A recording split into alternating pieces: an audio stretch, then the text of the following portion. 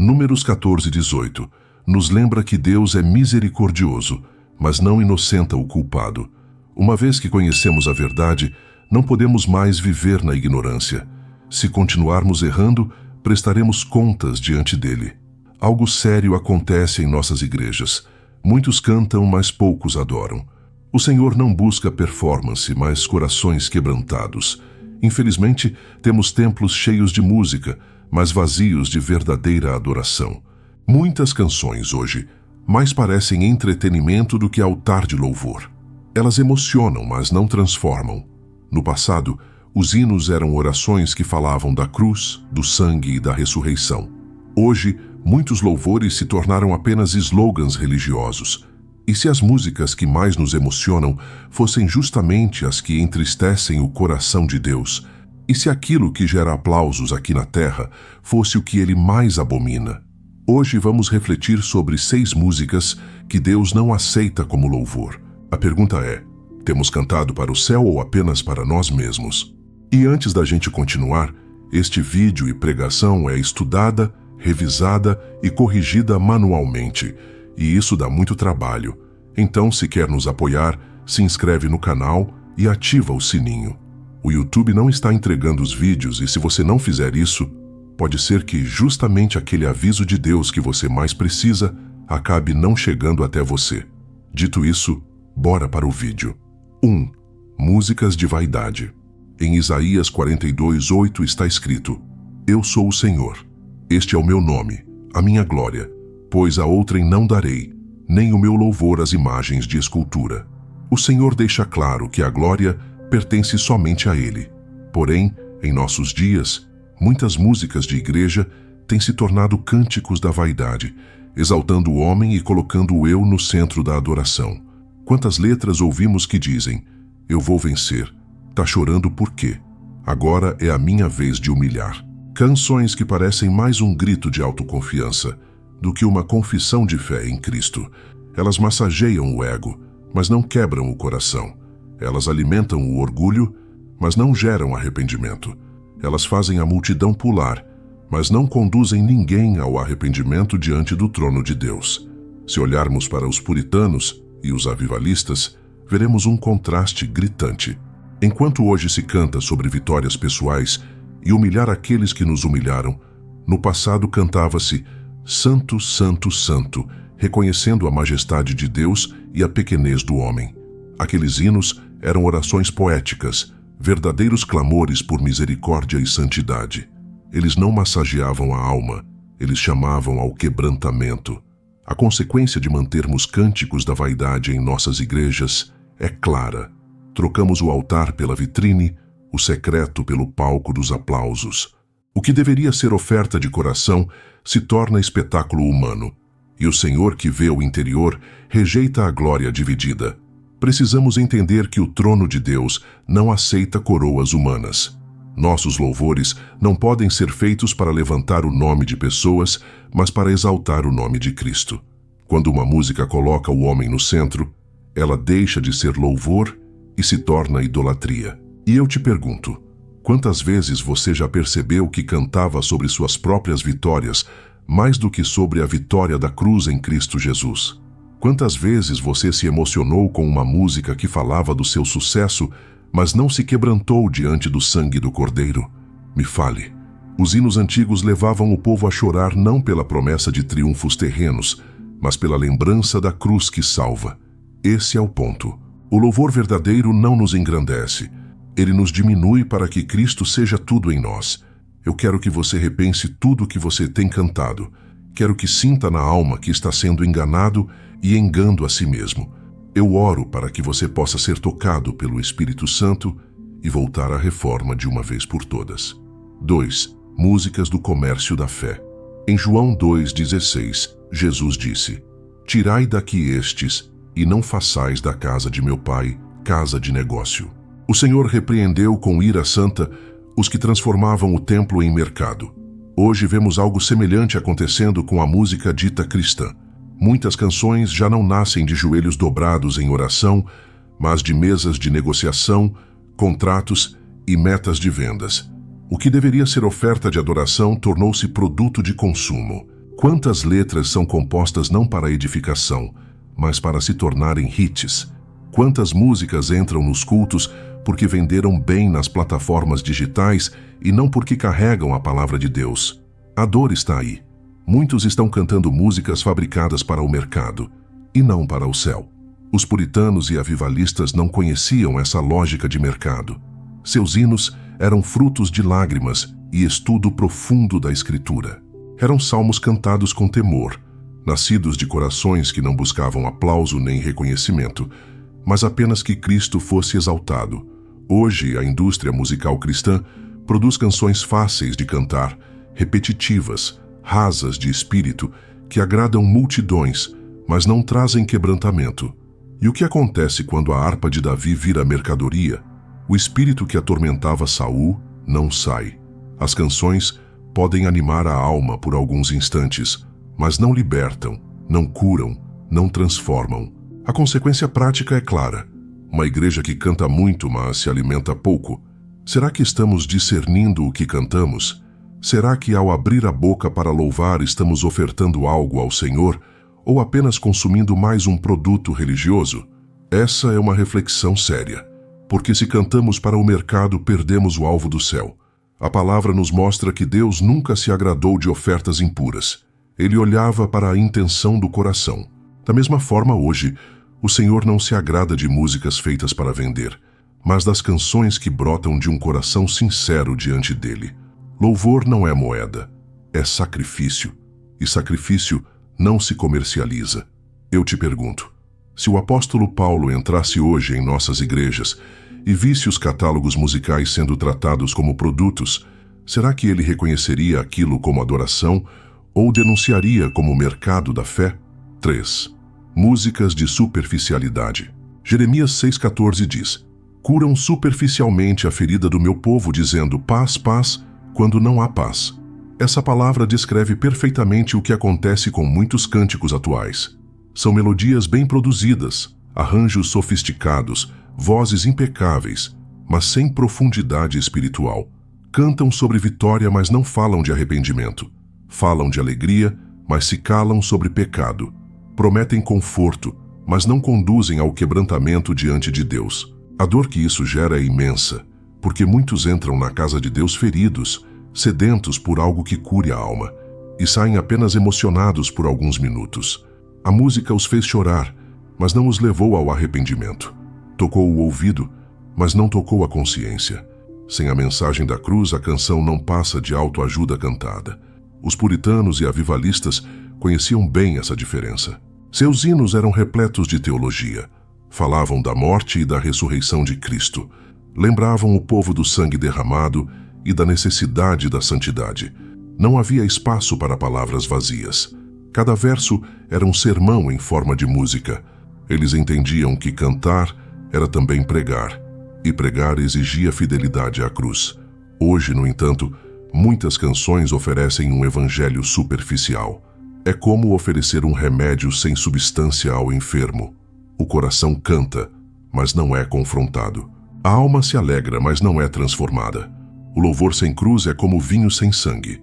Não sacia, apenas ilude. A consequência prática é clara. Precisamos resgatar cânticos que falem da obra de Cristo, que nos lembrem do Calvário, mesmo que doa ouvir. Porque a verdadeira cura vem quando a ferida é exposta diante da luz de Deus. E eu te pergunto, quantas vezes você já cantou músicas que falavam de vitória, mas não ouviu nelas uma só palavra sobre arrependimento? Quantas vezes sua boca declarou bênçãos, mas seu coração não foi chamado ao quebrantamento? O verdadeiro louvor não é um anestésico emocional, mas um encontro com a cruz. Ele não mascara a dor, mas aponta para aquele que levou sobre si as nossas dores. Somente assim, o povo de Deus pode cantar com verdade. 4. Música da repetição vazia. Em Mateus 6,7, Jesus advertiu: e orando não useis de vãs repetições como os gentios, que pensam que por muito falarem serão ouvidos. Essa exortação de Cristo se aplica também às canções que repetem as mesmas frases dezenas de vezes, como se o excesso de palavras fosse o caminho para tocar o coração de Deus. Na prática, essas músicas funcionam como mantras. capazes de produzir êxtase e emoção coletiva, mas sem alimento bíblico, sem profundidade espiritual, sem verdade que transforma. A dor é perceber que muitos confundem esse êxtase emocional com a presença de Deus. As lágrimas escorrem, o corpo se arrepia, mas o coração não se rende. A multidão canta em uníssono, mas a vida continua a mesma. O Espírito Santo não precisa de hipnose, ele busca corações quebrantados. No passado, os hinos puritanos e avivalistas eram repetidos não pela insistência de uma frase sem sentido, mas porque cada palavra carregava peso eterno. Eles podiam repetir verdades como graça maravilhosa, Cristo é tudo, ou Santo é o Senhor. Mas essas repetições tinham raiz bíblica e direção teológica. Não eram slogans, eram orações cantadas que elevavam a alma ao trono de Deus. Hoje, muitos cânticos repetem uma mesma frase 100 vezes até anestesiar o povo. Isso gera emoção, mas não gera vida. É possível chorar ao som da música e ainda assim não ter tocado o coração de Deus. O perigo é confundir comoção com conversão. A consequência prática é buscar louvores que alimentem o coração com a palavra, que não dependam de artifícios emocionais, mas tragam a verdade do Evangelho, porque louvor não é transe coletivo, é revelação de Cristo. E eu te pergunto, quantas vezes você já saiu de um culto emocionado, mas sem lembrar de uma só verdade bíblica que transformasse sua semana? Quantas vezes repetiu uma canção sem perceber que sua boca falava, mas seu espírito não estava envolvido? Louvor verdadeiro não é feito de frases vazias, é feito da palavra de Deus cantada com fé, quebrantamento e reverência.